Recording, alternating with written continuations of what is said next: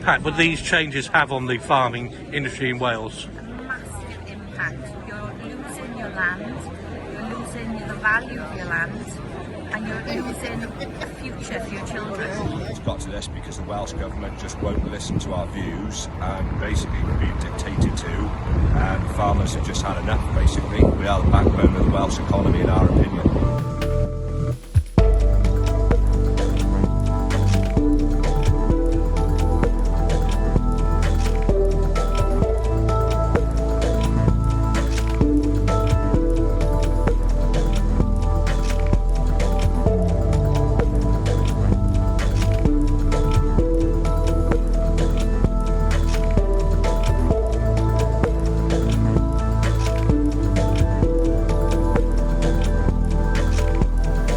Protest today is just a culmination of the frustration that farmers are feeling throughout Wales.